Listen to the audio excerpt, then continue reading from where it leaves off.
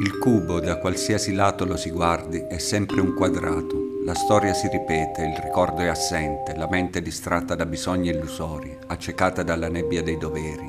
Cumuli di speranze incorniciano futuri incerti.